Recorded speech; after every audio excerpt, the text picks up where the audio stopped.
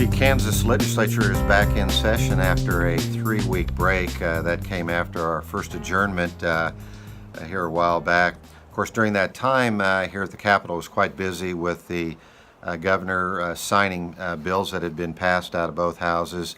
And also, it gave his staff time to review the language in the bills, and it also gave time for legislative staff to verify the fiscal notes. I believe during the break, the governor signed into law approximately 60 bills, and of course that continues because there are bills that are continually coming out of what we call a conference committee between the House and the Senate, and so on a daily basis you'll hear about the governor having a bill signing. Now during that break, a lot of legislators kept busy, myself included. We had a lot of forums and went to a lot of different events, and also it was a great time to connect with constituents and various groups that are in our constituency. So I kept busy and had a lot of contact with many of my constituents. Also during the break, of course, the big news was everybody's eyes were focused on the consensus estimating group that met. They look at all the economic factors and readjust our budget projections. And of course, the good news is the revenues continue the upward climb that they've been going through since about August. And of course, that led to adjustments being made in as far as what our revenues are going to be in the future. So for the remainder of 2018 and then for 2019, the revenue estimates were adjusted. So they figure it's about $533 million. I guess you'd call it new money.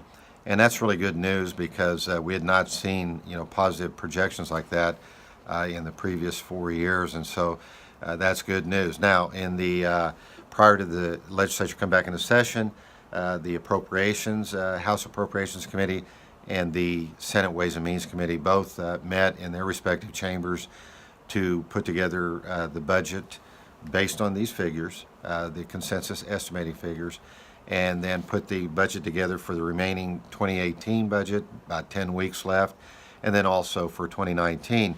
So out of that, for 2019, we have about a $7.2 billion state general fund budget. And of course, that's all going to be going into a conference committee with the Senate so they can bring their budget bill in, and also the House brings theirs in, and they try to put things together. So it was quite a process that we went through. The House Appropriations Committee came back, as I mentioned, prior to the session startup. And we met for, I believe, 11 hours on Wednesday putting together our budget. Now, a lot of that information was already there, came out during the session as we were divided up into budget subcommittees. And so it was a very interesting process, and as I mentioned, very lengthy. So we'll see how that comes up. What we've got to do here in this wrap-up session, of course, we've got to pass that budget.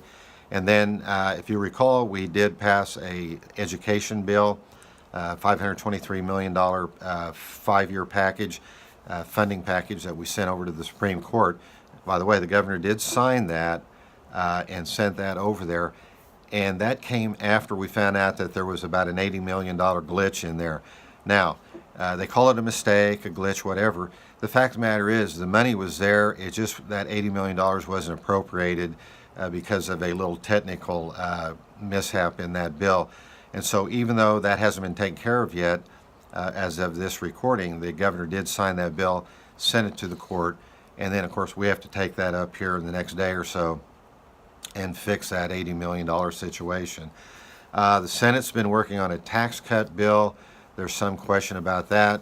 We find ourselves the last few years in a very bad financial situation because of the tax bill from 2012.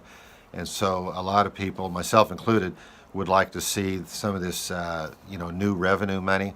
Like to see that in go back to the days where we had a 7.5% ending balance, or kind of a rainy day fund. I think that puts a little bit of security there and protects us against any unknowns that might be out there. So as we march on, this is the veto session. Should go on till about May 4th, I believe, is when we're scheduled to go on our final adjournment. So as we move through this week, a lot of new information come out, and I'll have that in my next report.